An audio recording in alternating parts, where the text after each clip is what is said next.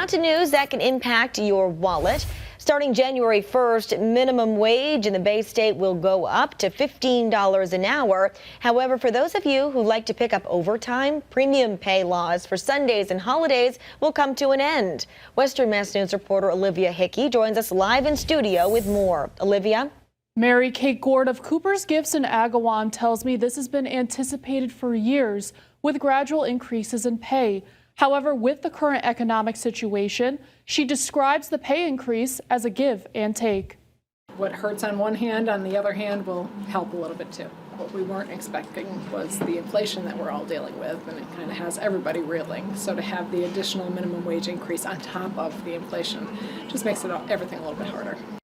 Meanwhile, the state director of the National Federation of Independent Businesses says in a statement that reads in part, quote, "With economic uncertainty still high and employers continuing to experience economic challenges, it would be prudent for state lawmakers to allow small businesses ample time to adjust before considering any additional wage hikes this legislative session."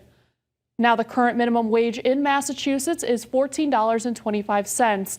With this new 75-cent increase, Massachusetts will continue to have one of the highest base pays in the country. Coming up tonight on Western Mass News, we're getting answers on how this uptick will impact the state of the Massachusetts economy. Reporting live, Olivia Hickey, Western Mass News.